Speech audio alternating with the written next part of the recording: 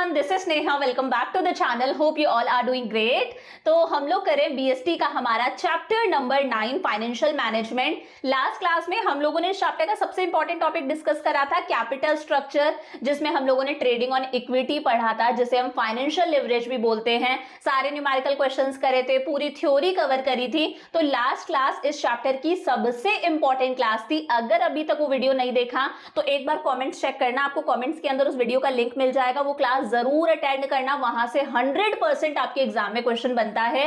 अब आज हम लोग इस चैप्टर को कंप्लीट करेंगे। आज हम लोग क्या पढ़ेंगे? फिक्स कैपिटल क्या होता है, वर्किंग कैपिटल क्या होता है, इन्हें कौन कौन से फैक्टर्स अफेक्ट करते हैं और फैक्टर्स कैसे याद करने हैं उसके लिए ट्रिक भी बता दूंगी। लास्ट के अंदर मुझे होमवर्क के अंदर एक बार सारे फैक्टर्स लिख भी देना। शुरू करें। अच्छा देखो, जितने भी नोट्स है सारे नोट्स आपको टेलीग्राम चैनल पर मिल जाएंगे। टेलीग्राम चैनल का नाम है NY classes bye Neha Jangid. तो नोट्स आप टेलीग्राम चैनल से कलेक्ट कर सकते हो। और एक इंपॉर्टेंट बात और बतानी है, देखो अभी कुछ दिनों के अंदर 5-6 दिन के अंदर अंदर मैं इस चैनल का नाम चेंज करने वाली हूं। अभी चैनल का नाम क्या है? NY classes. मैं चैनल का नाम चेंज करके नाम कर रही हूं नेहा जांगेड़। तो पहले तो अगर सब्सक्राइब नहीं कर रखा तो एक बार सब्सक्राइब कर लेना। कई बार होता है ना, नाम चेंज कर देते हैं तो चैनल जो है वो सर्च लिस्ट में डाउन चले जाता है। क्या पता फिर आपको वीडियोस मिले या ना मिले, किसी तरह की कोई दिक्कत आए, तो एक बार सब्सक्राइब कर लेना और टेलीग्राम चैनल पर कनेक्ट हो जाओ ताकि अपडेटेड रहो। वहां पर मैं लिंक वगैरह शेयर कर दूंगी। तो याद रखना, अगर फ्यूचर में NY क्लासेस से नहीं मिलता है तो नेहा जांगेड़ से सर्च करना, मिल जाएगा। शुरू करें। देखो सबसे पहले बात करते हैं फिक्स्ड कैपिटल होता क्या है।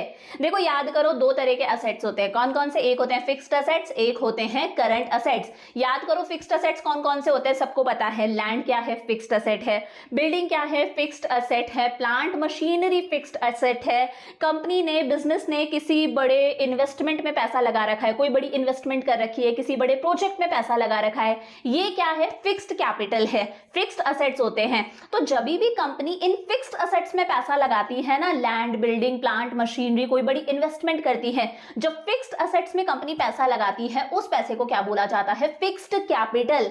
अब ये कैपिटल ऐसी है कि एक बार फिक्स्ड असेट्स में पैसे लगा दिए ना, मतलब कंपनी का पैसा ब्लॉक हो गया, ठीक है ना, पैसा ब्लॉक हो गया। इस पैसे से जो रिटर्न मिलेगा वो आने वाले कई सालों तक रिटर्न मिलेगा।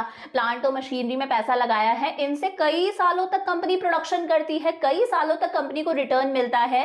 तो ये जो पैसा लगाया जाता है ना फिक्स्ड असेट्स के अंदर, ये कहीं ना कहीं बिजनेस की लॉन्ग टर्म ग्रोथ को अफेक्ट करता है, बिजनेस की प्रॉस्पेरिटी को अफेक्ट करता है। तो क्या होता है फिक्स्ड कैपिटल? कंपनी जो अपने फिक्स्ड असेट्स में पैसा लगा के रखती है, जो पैसा ब्लॉक हो चुका है, जिससे हमें फ्यूचर में कई सालों तक रिटर्न मिलता जाएगा, जो हमारी बिजनेस की लॉन्ग टर्म ग्रोथ और प्रॉस्पेरिटी को इफेक्ट करता है, उस पैसे को क्या बोला जाता है? Fixed capital. फिक्स कैपिटल का मतलब है जब भी फर्म किसी लॉन्ग टर्म असेट के अंदर पैसा लगा रही है। लॉन्ग टर्म असेट क्या हो गया? लैंड हो गया, बिल्डिंग हो गया, कोई प्लांट और मशीनरी हो गया, या फिर कंपनी ने किसी प्रोजेक्ट में पैसा लगा दिया, कोई बड़ी इन्वेस्टमेंट कर दी है, किसी प्रपोजल वगैरह में पैसा लगा दिया जहां से लॉन्ग टर्म के अंदर रिटर्न्स मिलते जाएंगे, उस पैसे को क्या बोला जाता है? Fixed capital.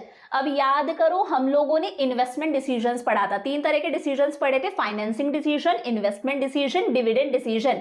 इन्वेस्टमेंट डिसीजन में कंपनी सोचती है कि यार फिक्स्ड असेट्स में कितना पैसा लगाऊं और करंट असेट्स में कितना पैसा लगाऊं। तो जब भी फिक्स्ड असेट से रिलेटेड डिसीजंस लिए जाते हैं ना कि यार कौन से फिक्स्ड असेट्स में पैसा लगाया जाए, कौन से लैंड बिल्डिंग में पैसा लगाया जाए, कौन सी मशीनरी में पैसा लगाया जाए, हमारे सामने 2 प्रोजेक्ट्स हैं, कौन से प्रोजेक्ट में पैसा लगाया जाए, जब भी फिक्स्ड असेट से रिलेटेड डिसीजंस लिए जाते हैं, इसी को बोला जाता है कैपिटल बजटिंग। पढ़ा था ना हम लोगों ने। इन्वेस्टमेंट डिसीजन का ही दूसरा नाम क्या होता है? Capital budgeting. तो जब हम फिक्स्ड असेट्स में पैसा लगा रहे हैं, ये जो हमारी फिक्स्ड कैपिटल है, ये कहीं ना कहीं बिजनेस की लॉन्ग टर्म ग्रोथ को अफेक्ट करती है। अच्छी जगह पैसा लगाया है, फ्यूचर में अच्छा खासा रिटर्न मिलेगा, हम लोग ग्रो करेंगे। हम लोगों ने गलती से किसी रॉन्ग प्रपोजल में पैसा लगा दिया, हमारा बिजनेस डूब भी सकता है। ये चीजें बिजनेस की लॉन्ग टर्म ग्रोथ, बिजनेस की लॉन्ग टर्म प्रॉफिटेबिलिटी, इन सब चीजों को अफेक्ट करती हैं। एग्जाम्पल मैंने आपको दे दिया, लैंड, बिल्डिंग, प्लांट और मशीनरी में पैसा लगाना। इनफैक्ट जो एडवर्टाइजमेंट पे पैसा खर्च करा जाता है ना, एडवर्टाइजमेंट पर ह्यूज अमाउंट खर्च करते हैं, न्यूज़पेपर में एड्स दे रहे हैं, टीवी में एड्स दे रहे हैं, बड़ी बड़ी होर्डिंग्स लगवाई जा रही हैं, बहुत पैसा लगता है एड्स में भी, वो भी हमारी फिक्स्ड कैपिटल में आता है। और R&D पर जो पैसा खर्च करा जाता है रिसर्च एंड डेवलपमेंट पर, वो भी किस में आता है, फिक्स्ड कैपिटल के अंदर। अब भाई बात ये आती है कि ये जो फिक्स्ड कैपिटल है इसे कौन कौन से फैक्टर्स अफेक्ट करते हैं, इसका मतलब कौन कौन से फैक्टर्स हैं कि भाई हम फिक्स कैपिटल में पैसा ज्यादा लगाएं या फिर फिक्स्ड कैपिटल में पैसा कम लगाएं। तो देखो 8 फैक्टर्स है, याद नहीं रहेंगे, मैं ट्रिक बता रही हूं, ट्रिक से याद रखना। ट्रिक है ग्लैंड्स तो पढ़ा होगा साइंस के अंदर बचपन में, ग्लैंड्स TT से याद कर लेना। G का मतलब हो गया ग्रोथ प्रोस्पेक्ट्स, L का मतलब हो गया लेवल ऑफ कोलैबोरेशन, A का मतलब हो गया availability of finance and leasing facility, N का मतलब हो गया नेचर ऑफ बिजनेस, D का मतलब है डाइवर्सिफिकेशन, S का मतलब है स्केल ऑफ ऑपरेशन, उसके बाद में T है यानी कि technique of production and technology upgradation. तो याद रहेगा ग्लैंड्स TT, ये कौन से हैं, फैक्टर्स हैं जो कैपिटल को अफेक्ट करते हैं। कौन सी कैपिटल को, फिक्स कैपिटल को, कि फिक्स कैपिटल में पैसा ज्यादा लगाए या कम लगाए।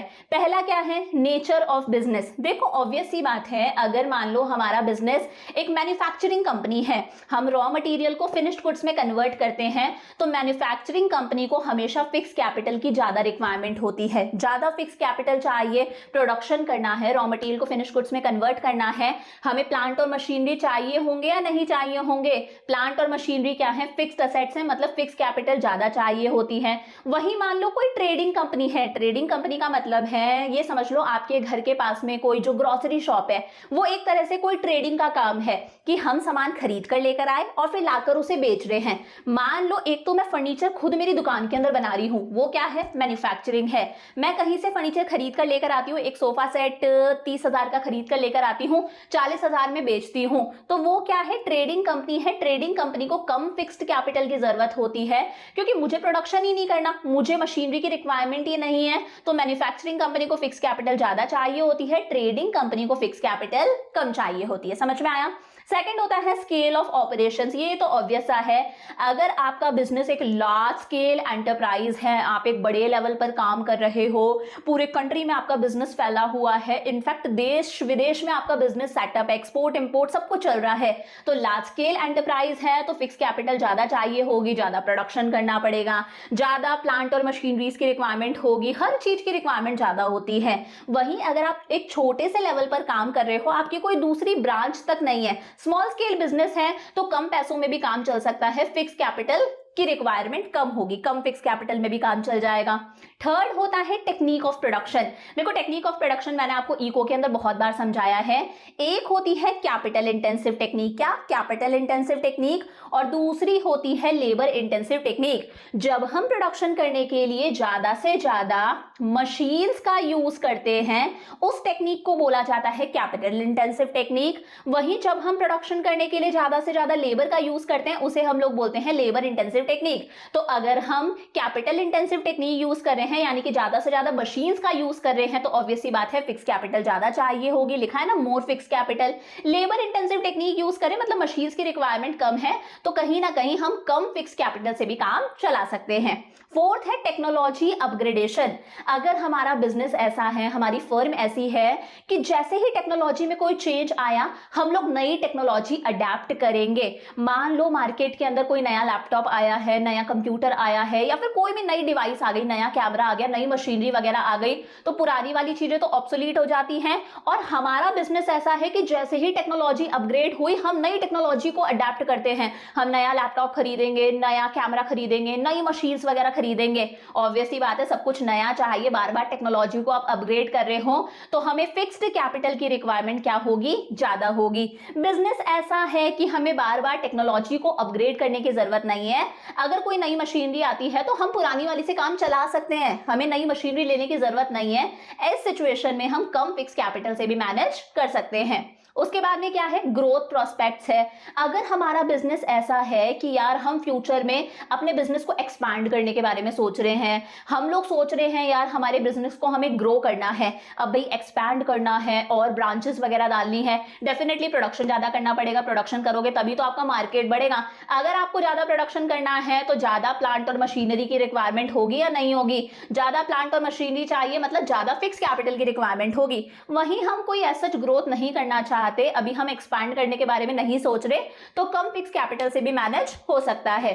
सिक्स्थ है डाइवर्सिफिकेशन। अगर हम हमारे बिजनेस को डाइवर्सिफाई करने के बारे में सोच रहे हैं, फॉर एग्जांपल आपका बिजनेस है, अभी आप फ्रिज बेचते हो, आपने सोचा यार फ्रिज के साथ में हम एसी भी सेल करना चाह रहे हैं, हम वॉशिंग मशीन भी सेल करना चाह रहे हैं, हम फैन हो गया, कूलर हो गया, ये चीजें भी बेचना चाह रहे हैं। मतलब आप एक प्रोडक्ट पर थे, अब आप अलग अलग प्रोडक्ट्स को भी इंट्रोड्यूस कर रहे हो, अलग अलग प्रोडक्ट लाइंस को इंट्रोड्यूस कर रहे हो, मतलब आप डाइवर्सिफाई कर रहे हो। जैसे रिलायंस जियो लेकर आया, डाइवर्सिफिकेशन है ना, कुछ ना कुछ नई चीज में भी हम हाथ डाल रहे हैं। ऐसे में प्रोडक्शन ज्यादा करना पड़ेगा। अगर आप मोर रेंज ऑफ प्रोडक्ट्स ला रहे हो, नए नए प्रोडक्ट्स ला रहे हो, तो आपको प्रोडक्शन ज्यादा करना पड़ेगा, ज्यादा फिक्स कैपिटल की रिक्वायरमेंट होगी। हम डाइवर्सिफाई नहीं करना चाहते, कम फिक्स कैपिटल में भी मैनेज हो जाएगा। सेवेंथ इंपॉर्टेंट लगता है availability of finance and leasing facility. दो बातें बहुत ध्यान से समझना। अगर आपको फाइनेंस मार्केट से इजीली अवेलेबल हो जाता है, पैसा इजीली अवेलेबल हो जाता है, आप किसी भी बैंक से आसानी से लोन ले लेते हो, शेयर्स वगैरह इशू करके आराम से लोन ले लेते हो, अगर आपको फाइनेंस इजीली अवेलेबल हो जाता है तो कम फिक्स्ड कैपिटल में भी काम चल सकता है। आपको खुद को मशीनरी खरीदनी है, आपने बैंक से लोन लिया और मशीनरी खरीद दी, अब आपको यहाँ पर कम फिक्स कैपिटल की रिक्वायरमेंट है, आपको खुद को अपने पास में ज्यादा पैसा रखने की जरूरत नहीं है, फाइनेंस इजीली अवेलेबल हो जाता है। कोई मशीनरी चाहिए थी, आपने बैंक से लोन लिया, खरीद लिया, समझ में आया। वहीं अगर आपको फाइनेंस इजीली अवेलेबल नहीं होता तो आपको खुद के पास में पैसा रखने की जरूरत है ताकि आप मशीनरी वगैरह खरीद सको। और एक होता है लीसिंग फैसिलिटी, होता है ना रेंट पर कोई चीज मिल जाती है। अगर आपको लीज पर कोई प्लांट और मशीनरी मिल जाए, आपको कोई प्लांट और मशीनरी की जरूरत है, वो चीज आपको मान लो रेंट पर अवेलेबल हो जाए, इस सिचुएशन में कम फिक्स्ड कैपिटल से भी काम चल सकता है। रेंट पे मिल गया ना, हर महीने रेंट देते रहेंगे। अगर आपको प्लांट और मशीनरी रेंट पर नहीं मिलता है, लीज पर नहीं मिलता है, आपको खरीदना पड़ेगा, तो मतलब ज्यादा फिक्स कैपिटल की रिक्वायरमेंट होगी, आपको एकदम से बहुत सारे पैसे की रिक्वायरमेंट होगी। समझ में आया। फाइनेंस और लीसिंग फैसिलिटीज इजीली मिल जाती हैं तो कम फिक्स कैपिटल में भी पैसा चल सकता है। फाइनेंस और लीसिंग फैसिलिटीज इजीली नहीं मिलती, मतलब फर्म को खुद को अच्छी खासी फिक्स कैपिटल अपने पास में रखनी पड़ेगी। लास्ट है लेवल ऑफ कोलैबोरेशन, इसे हम जॉइंट वेंचर्स भी बोलते हैं। देखो अगर फर्म किसी दूसरी कंपनी के साथ में कोलैबोरेट कर रही है, मिलकर बिजनेस कर रही है, कोई जॉइंट वेंचर है, ए कंपनी है, ए कंपनी बी कंपनी के साथ में मिल गई, कोलैबोरेशन हो गया, जॉइंट वेंचर हो गया। इस सिचुएशन में कम फिक्स कैपिटल की रिक्वायरमेंट होगी क्योंकि दोनों कंपनीज आपस में अपने फिक्स्ड असेट्स को शेयर कर लेंगी। इसके पास में जो मशीनरी है वो ये भी शेयर कर लेगी, इसके पास में जो बिल्डिंग है वो ये भी शेयर कर लेगी, आपस में मिलकर अपने फिक्स्ड असेट्स को शेयर कर लेंगे। लेकिन अगर कोई कंपनी किसी के साथ में कोलैबोरेट नहीं करती है, एक इंडिपेंडेंट यूनिट के तौर पर चलती है, तो सारी मशीन्स खुद को खरीदनी पड़ेंगी या नहीं पड़ेंगी? तो ऑब्वियस सी बात है फिक्स कैपिटल की रिक्वायरमेंट ज्यादा होगी। समझ में आया। फिक्स कैपिटल क्या होता है? कंपनी ने जितना भी पैसा फिक्स्ड असेट्स में लगा रखा है, लॉन्ग टर्म असेट्स के अंदर और अलग अलग प्रोजेक्ट्स के अंदर, जो हमारी बिजनेस की लॉन्ग टर्म ग्रोथ और प्रॉफिटेबिलिटी को अफेक्ट करते हैं, इसे हम लोग क्या बोलते हैं? Fixed capital. कितने फैक्टर्स अफेक्ट करते हैं? 8 फैक्टर्स अफेक्ट करते हैं। कैसे याद रखोगे? ग्लैड्स टीटी। समझ में आया। नेक्स्ट है हमारे पास में वर्किंग कैपिटल। अब देखो वर्किंग कैपिटल का मतलब क्या है, इसे हम शॉर्ट टर्म इन्वेस्टमेंट डिसीजन भी बोलते हैं।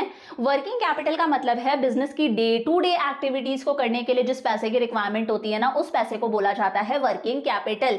डे टू डे एक्टिविटीज क्या हो गई? रॉ मटेरियल खरीद के लेकर आ रहा है, वी नीड मनी। हमें हमारे बिजली पानी का बिल देना है, पैसा चाहिए। हमें एम्प्लॉयज को सैलरी देनी है, पैसा चाहिए। तो बिजनेस की डे टू डे एक्टिविटीज को चलाने के लिए जिस पैसे की रिक्वायरमेंट होती है, उस पैसे को हम क्या बोलते हैं? Working capital. निकालने का बहुत ही आसान सा फॉर्मूला है, करंट असेट्स। करंट असेट्स कौन कौन से होते हैं? याद करो, हम लोग अकाउंट्स में पढ़ते हैं, हमारे पास में जो हाथ में पैसा है ना, कैश इन हैंड। बैंक में जो पैसा है, कैश एट बैंक हो गया। फर्म ने जो स्टॉक खरीद रखा है, इन्वेंट्री खरीद रखी है, इतना सारा फर्म के पास में रॉ मटेरियल का स्टॉक है, सेमी फिनिश्ड गुड्स का स्टॉक है, फिनिश्ड गुड्स का स्टॉक है, वो क्या है? इन्वेंट्री है, यानी कि स्टॉक है। और फर्म के डेटर्स हो गए, जिनको फर्म ने उधार पर सामान बेचा है। आपकी कंपनी है, आपने किसी को उधार पर सामान बेचा है, तो सामने वाले पर्सन से फ्यूचर में आपके पास में में पैसा आएगा, आपके डेटर्स है, बिल्स रिसीवेबल्स है, ये सब क्या होते हैं, करंट असेट्स होते हैं। जब इन्हीं करंट असेट्स में से हम करंट लाइबिलिटीज को माइनस कर दे, किसे माइनस कर दे, करंट लाइबिलिटीज को, लाइबिलिटीज में क्रेडिटर्स आ गए, बैंक ओवरड्राफ्ट हो गया, ये सब चीजें करंट लाइबिलिटीज हैं। करंट असेट्स में से करंट लाइबिलिटीज को माइनस करते हैं तो हमें क्या मिलती है, वर्किंग कैपिटल, यानी कि बिजनेस की डे टू डे एक्टिविटीज को चलाने के लिए जो पैसा चाहिए वो क्या है, वर्किंग कैपिटल। लिखा है ना, excess of current assets over current liabilities. अब देखो वर्किंग कैपिटल दो तरह की होती है, एक होती है ग्रॉस वर्किंग कैपिटल, दूसरी होती है नेट वर्किंग कैपिटल। जब हम सिर्फ करंट असेट्स की बात करते हैं, सिर्फ करंट असेट्स की मैं बात कर रही हूं, करंट असेट्स में करंट लाइबिलिटीज को माइनस नहीं कर रही, सिर्फ इतनी सी चीज की बात कर रही हूं, तो ये करंट असेट्स क्या होती है, ग्रॉस वर्किंग कैपिटल होती है। क्या होती है, ग्रॉस वर्किंग कैपिटल। फर्म ने जितना भी पैसा करंट असेट्स में लगा रखा है, पीछे क्या देखा था, फर्म जितना भी पैसा फिक्स्ड असेट्स में लगाती है वो फिक्स कैपिटल है, फर्म जितना भी पैसा करंट असेट्स में लगाती है वो क्या है, ग्रॉस वर्किंग कैपिटल है। इन करंट असेट्स को हम एक साल के अंदर अंदर, एक अकाउंटिंग ईयर के अंदर अंदर कैश में कन्वर्ट कर सकते हैं। हाथ में कैश है वो ऑलरेडी कैश की फॉर्म में है, बैंक में कैश है कैश की फॉर्म में है, डेटर्स भी हमें साल भर के अंदर पे कर देंगे, हम लोगों ने किसी को उधार पर सामान बेचा है, साल भर में वो लोग पे कर देंगे, कैश में कन्वर्ट हो सकता है। रॉ मटेरियल रखा है, उसका फिनिश्ड गुड बनेगा, उसे बेचेंगे, कैश में कन्वर्ट हो जाएगा।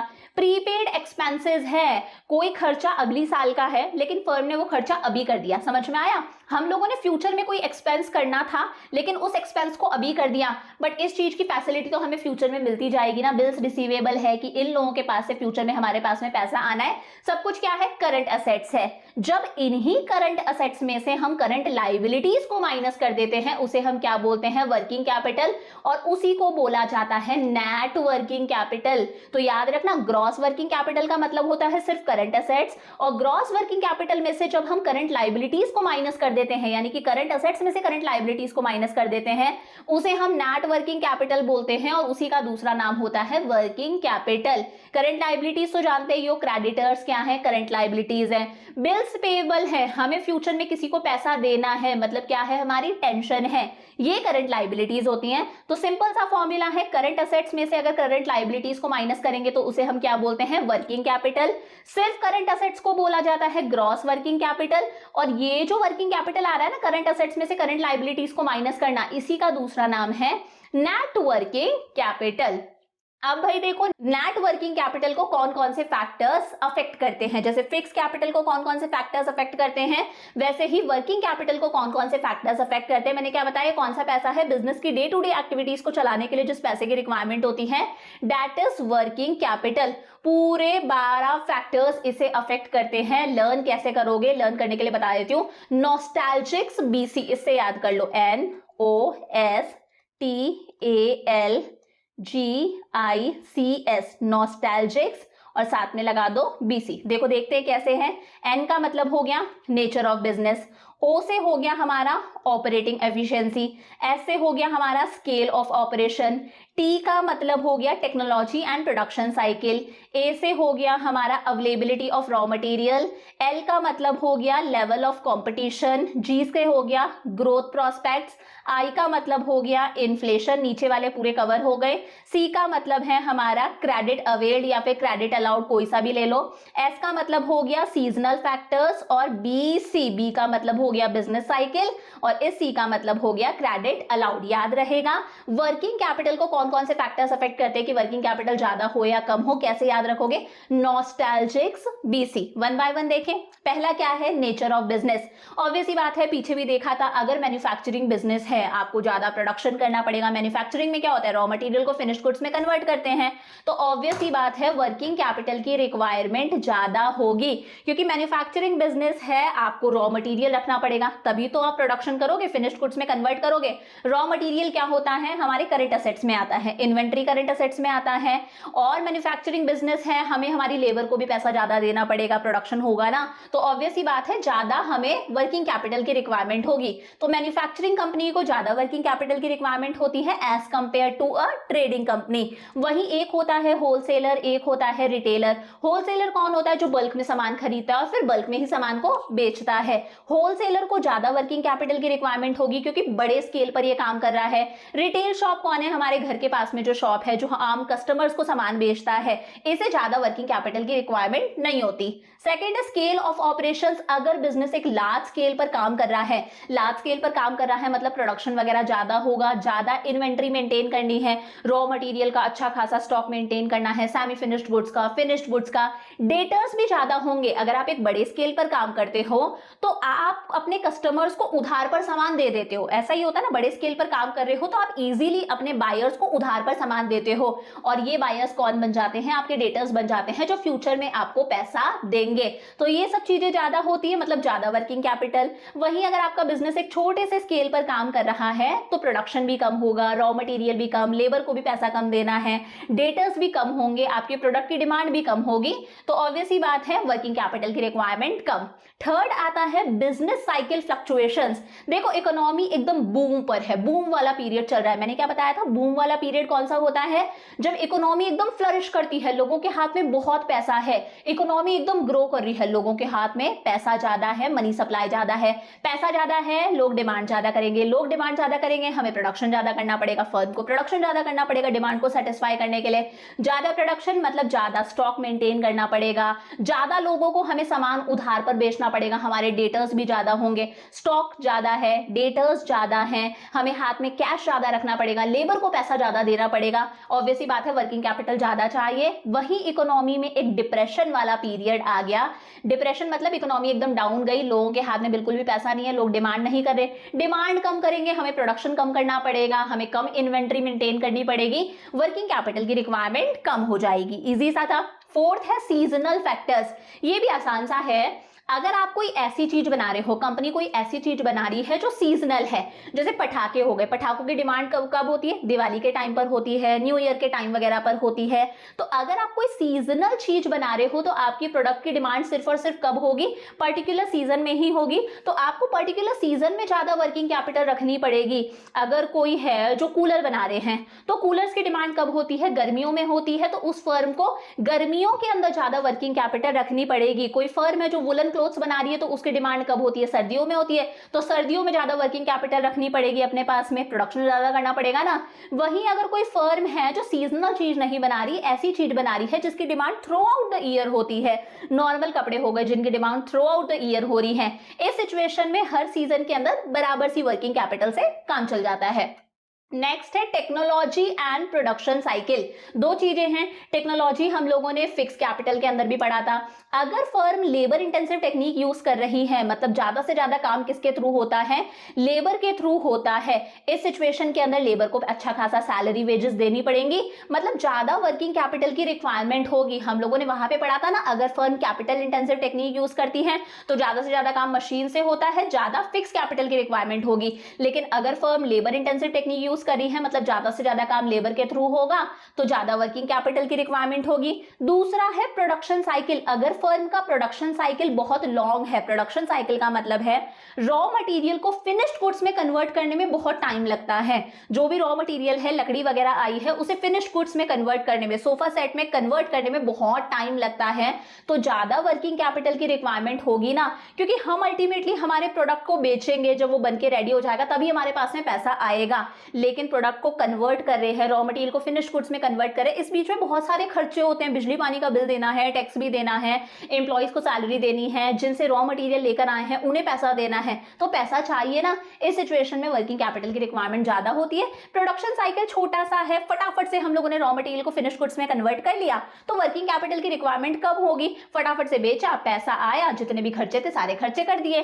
फिर आता है क्रेडिट अलाउड। क्रेडिट अलाउड मतलब फर्म कितना क्रेडिट दे रही है। फर्म जब अपने प्रोडक्ट को सेल करती है उधार पर, आप अपने प्रोडक्ट को सेल कर रहे हो उधार पर, मतलब आप सामने वाले को क्या दे रहे हो? क्रेडिट दे रहे हो। अगर आप लिबरल हो क्रेडिट देने के लिए, अगर आपकी क्रेडिट पॉलिसी कैसी है? लिबरल है, आप इजीली अपने कस्टमर्स को क्रेडिट दे देते हो कि ले जाओ भाई, उधार पर सामान ले जाओ। इसका मतलब क्या है? आपको ज्यादा वर्किंग कैपिटल की रिक्वायरमेंट होगी, क्योंकि आपने प्रोडक्शन प्रोडक्शन करा है, आपका इतना सारा खर्चा हुआ है और आपकी क्रेडिट पॉलिसी एकदम लिबरल है, आपने अपने कस्टमर्स को उधार पर सामान बेच दिया, मतलब आपने खर्चा करा, प्रोडक्शन वगैरह करा, सामान आपने उधार पर बेच दिया, आपके पास तो पैसा आया ही नहीं, आप कैसे मैनेज करोगे? मतलब ज्यादा वर्किंग कैपिटल की रिक्वायरमेंट है, ज्यादा पैसा चाहिए होगा। लेकिन अगर फर्म की क्रेडिट पॉलिसी स्ट्रिक्ट है, फर्म जो है वो बोलती है भाई क्रेडिट नहीं है, आपको सामान खरीदना है तो आपको कैश पर ही खरीदना पड़ेगा, आप अपने कस्टमर्स को कोई उधार नहीं देते, या फिर शॉर्ट टर्म क्रेडिट पॉलिसी है कि 10 दिन में पैसा रिटर्न करना पड़ेगा, 5 दिन में पैसा रिटर्न करना पड़ेगा, ठीक है भाई सामान बेचोगे आपके पास में पैसा आ जाएगा, तो आप कम वर्किंग कैपिटल से भी काम चला सकते हो। प्रोडक्शन करा, सामान बेचा, पैसा आ गया, तो कम वर्किंग कैपिटल से भी काम चल जाएगा। अब जिस तरह से आप क्रेडिट दे रहे हो, आप उधार दे रहे हो, किसे उधार दे रहे हो? अपने कस्टमर्स को। ऐसा भी तो होता होगा जब आप सामान खरीद कर लेकर आ रहे हो, आप अपने कस्टमर्स को क्रेडिट दे रहे हो, कब दे रहे हो? जब आप अपना फिनिश्ड गुड बेच रहे हो। आप क्या बेच रहे हो? अपना फिनिश्ड गुड बेच रहे हो। लेकिन इन फिनिश्ड गुड्स को बनाने के लिए आपने भी तो रॉ मटेरियल खरीदा होगा ना। जब आप रॉ मटेरियल खरीद कर लेकर आते हो तो हो सकता है ना आपके सप्लायर ने भी आपको क्रेडिट दिया हो, आपको क्रेडिट मिला हो, इसे हम बोलते हैं क्रेडिट अवेल्ड। अगर आपको जो रॉ मटेरियल सप्लाई कर रहा है वो आपको आसानी से लॉन्ग टर्म क्रेडिट दे देता है, वो आपको आसानी से उधार पर सामान दे देता है, आप रॉ मटेरियल खरीद कर लेकर आए हो, आसानी से उधार पर सामान खरीद कर लेकर आ गए, मतलब कम वर्किंग कैपिटल में आपका काम चल सकता है, क्योंकि आप सामने वाले से उधार पर सामान खरीद कर लेकर आए हो, आप बनाओगे, बेचोगे, पैसा आएगा, आप उसको रिटर्न कर दोगे, कम वर्किंग कैपिटल में काम चल जाएगा। लेकिन अगर आपका सप्लायर आपको क्रेडिट नहीं देता है, उधार पर सामान नहीं देता है, आपको इमीडिएटली पेमेंट करनी पड़ेगी, या फिर शॉर्ट टर्म क्रेडिट देता है कि भाई 5 दिन में आपको पैसा रिटर्न करना है, 10 दिन में आपको पैसा रिटर्न करना है, आपको लोन वगैरह नहीं मिल रहा, इस सिचुएशन में आपको अपने पास में ज्यादा पैसा रखना पड़ेगा, ज्यादा वर्किंग कैपिटल की रिक्वायरमेंट होगी। 8th है ऑपरेटिंग एफिशिएंसी। अगर आपका बिजनेस एकदम अच्छे से चल रहा है, एफिशिएंटली ऑपरेट कर रहा है, कि काम करने की कॉस्ट कम से कम आ रही है, एफिशिएंसी का मतलब तो यही होता है किसी तरह का रिसोर्सेज का कोई वेस्टेज वगैरह नहीं हो रहा है, तो इस सिचुएशन में क्या होगा? कम वर्किंग कैपिटल से काम चल सकता है, काम करने की कॉस्ट भी कम आ रही है, कोई वेस्टेज भी नहीं हो रहा, आराम से अच्छे से काम हो रहा है, तो कम वर्किंग कैपिटल में आप मैनेज कर सकते हो। लेकिन अगर काम एफिशिएंसी के साथ में नहीं हो रहा, कॉस्ट भी ज्यादा आ रही है, वेस्टेज भी ज्यादा आ रहा है, तो आपको ज्यादा वर्किंग कैपिटल की रिक्वायरमेंट पड़ेगी। 9th आता है अवेलेबिलिटी ऑफ रॉ मटेरियल। आप कोई ऐसी चीज बना रहे हो जिसको बनाने के लिए जो रॉ मटेरियल है वो मार्केट में इजीली अवेलेबल हो जाता है, कभी भी आप बाजार जाओ रॉ मटेरियल खरीद कर लेकर आ जाओगे, रॉ मटेरियल इजीली अवेलेबल हो जाता है। इस सिचुएशन में आपको बहुत ज्यादा वर्किंग कैपिटल अपने पास में रखने की रिक्वायरमेंट नहीं है, कम वर्किंग कैपिटल से भी काम बन सकता है, क्योंकि जब भी आपको प्रोडक्शन ज्यादा करना पड़ेगा आप फटाफट से जाके मार्केट से रॉ मटेरियल ले आओगे। रॉ मटेरियल भी किसमें आता है? वर्किंग कैपिटल के अंदर ही आता है ना, तो कम रॉ मटेरियल की रिक्वायरमेंट होगी, जब भी रॉ मटेरियल चाहिए आप बाजार से जाके ले आओगे, कम वर्किंग कैपिटल में काम चल जाएगा। लेकिन अगर आप ऐसी चीज बना रहे हो जिसका रॉ मटेरियल इजीली अवेलेबल नहीं होता, आपको एडवांस में खरीद के रखना पड़ता है, बहुत ही रेयरली मार्केट में मिलता है, तो आपको बहुत सारा रॉ मटेरियल का स्टॉक मेंटेन करके रखना पड़ेगा, मतलब वर्किंग कैपिटल की रिक्वायरमेंट बढ़ जाएगी, बहुत सारा रॉ मटेरियल का स्टॉक मेंटेन करके रखना है। रॉ मटेरियल किसमें आता है? हमारी वर्किंग कैपिटल में ही आता है, पढ़ा था ना ग्रॉस वर्किंग कैपिटल, तो वर्किंग कैपिटल की रिक्वायरमेंट इंक्रीज हो जाएगी। 9th है ग्रोथ प्रोस्पेक्ट्स, पीछे भी देखा था।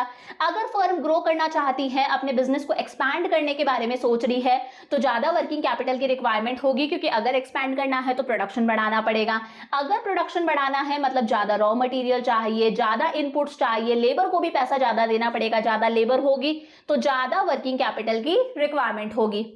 11th है लेवल ऑफ कंपटीशन। अगर मार्केट में आपके बहुत सारे कॉम्पिटिटर्स हैं, आप जैसा प्रोडक्ट बेच रहे हो और भी बहुत सारे लोग हैं जो वैसा ही प्रोडक्ट बेच रहे हैं, मार्केट में बहुत ज्यादा कॉम्पिटिटर्स हैं, आपके कंपटीशन बहुत ज्यादा है, इस सिचुएशन में आपको ज्यादा वर्किंग कैपिटल की रिक्वायरमेंट पड़ेगी। क्यों? क्योंकि आपको प्रोडक्शन ज्यादा करना पड़ेगा, प्रोडक्शन ज्यादा करना है ताकि आप अपने कस्टमर्स की डिमांड को फुलफिल कर सको, तो आपको हायर इन्वेंट्री मेंटेन करनी पड़ेगी, ज्यादा रॉ मटेरियल का स्टॉक मेंटेन करना पड़ेगा, फिनिश्ड गुड्स का स्टॉक मेंटेन करना पड़ेगा, ताकि जैसे ही कस्टमर आए आप कस्टमर को बेच सको। अगर आपने नहीं बेचा तो आपके बहुत सारे कॉम्पिटिटर्स हैं, वो सेल कर देंगे, आपका बिजनेस डाउन जाएगा।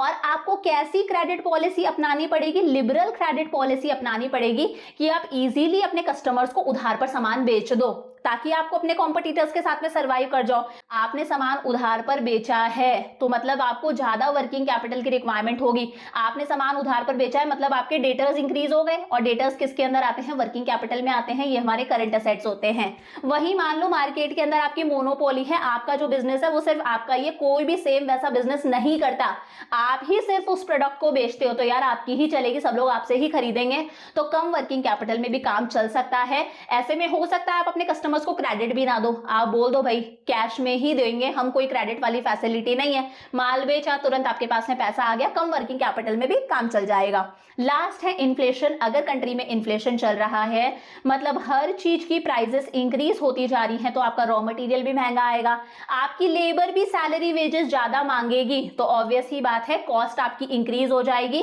मतलब आपको ज्यादा पैसे की रिक्वायरमेंट होगी, ज्यादा वर्किंग कैपिटल चाहिए होगी। अगर कंट्री के अंदर डिफ्लेशन है, हर चीज सस्ते में अवेलेबल हो जाती है, इस सिचुएशन में आप कम पैसों में भी काम चला सकते हो। समझ में आ गया? तो ये हम लोगों ने पूरा कंप्लीट कर लिया हमारा वर्किंग कैपिटल को कौन कौन से फैक्टर्स अफेक्ट करते हैं। इसी के साथ में हमारा चैप्टर कंप्लीट हुआ। होमवर्क दे रही हूं, छोटा सा काम है, मुझे लिख देना कौन कौन से फैक्टर्स हैं जो हमारी फिक्स कैपिटल को अफेक्ट करते हैं। कितने फैक्टर्स थे? 8 फैक्टर्स थे, 8 के नाम लिख देना। कौन कौन से फैक्टर्स हैं जो फर्म की वर्किंग कैपिटल रिक्वायरमेंट्स को अफेक्ट करते हैं? पूरे 12 फैक्टर्स थे, नाम लिख देना। याद मैंने कैसे सिखाया था? ये तो था ग्लैंड्स, टीटी, और इसका क्या था? नॉस्टैल्जिक्स, बीसी। याद रहेगा? तो ये चैप्टर हमारा कंप्लीट हुआ। अब नेक्स्ट क्लास के अंदर हम लोग करेंगे हमारा चैप्टर नंबर 10 फाइनेंशियल मार्केट्स। यहां तक का अच्छे से पढ़ के रखना। I will see you in the next class. Bye for now.